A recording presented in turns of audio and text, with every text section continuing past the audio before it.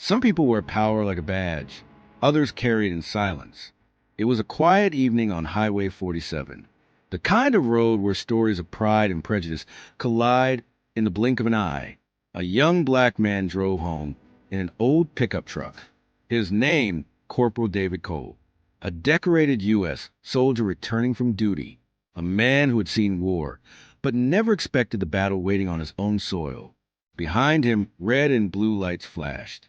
A patrol car, Officer Ray Dawson, and the smirk that came with it. Dawson tapped his ticket pad and muttered, "Let's see how tough our hero is without his battlefield." He approached the truck with swagger. License and registration. He barked. David handed them over, calm and polite. The officer looked him up and down. "Military, huh?" he sneered.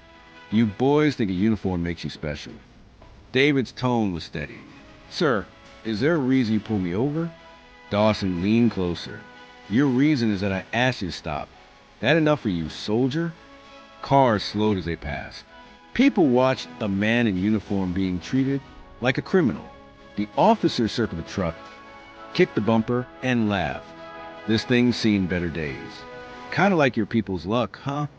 David said nothing. His grip tightened on the steering wheel. He had faced rockets and rifles, but somehow this sting hurt worse. Then Officer Dawson noticed something on the passenger seat, a small wooden box. "What's this?" he asked. David replied softly, "My medal case." Dawson chuckled. "Oh, I gotta see this. What's inside a participation trophy?" He opened the lid, and the laughter stopped. Inside gleamed the Medal of Honor, the nation's highest military award. It caught the sunlight and filled the silence between them.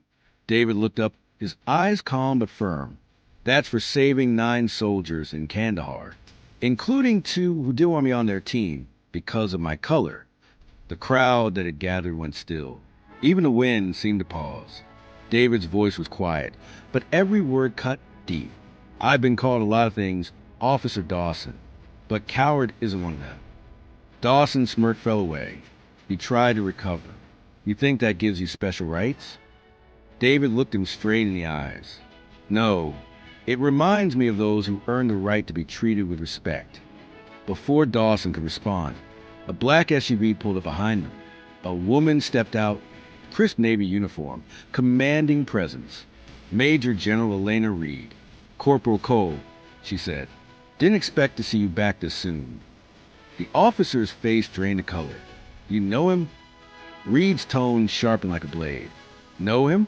He saved my niece's life overseas." The crowd gasped.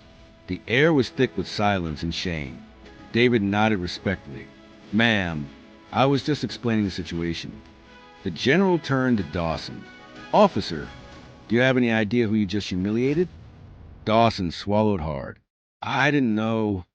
Reed's voice cracked like thunder. "That's exactly the problem. You never know who you're talking to. You just assume." She turned to her aide. "Give me the city chief. We're filing a complaint." David lifted a hand gently. "Please, ma'am, don't ruin his career." Reed frowned. "You're too forgiving, Corporal." David gave a soft smile. "Forgiveness doesn't mean forgetting. It means moving forward." He looked back at the officer. "One day, you'll understand what real service looks like." The general saluted. "Welcome home. Soldier, we owe you." David returned the salute, then placed a medal case gently on the seat. He spoke quietly. "Some medals are reminders, not rewards. Reminders that respect can't be demanded with a badge. It's earned through character." The crowd began to clap. Even a few officers joined in. Dawson stood frozen. For the first time, the man with a badge felt smaller than the man he mocked. Some battles are fought with guns, others with grace. Prejudice doesn't wear a uniform. It hides behind one. But when truth stands tall, arrogance falls silent. Corporal David Cole didn't raise his voice. He didn't fight back. He let his honor speak louder than hate ever could. And on that road, justice wasn't written on paper. It was written in the silence that followed his words. As David climbed back into his truck, his phone buzzed. Unknown number. He answered. "Corporal Cole?" A cold voice said. "We need to talk." It's about your last mission, the one that earned you that medal. David's brow furrowed. What about it? The voice paused. Someone doesn't want the truth getting out, and they're coming for you. The call ended. David stared ahead, the metal gleaming on the seat beside him.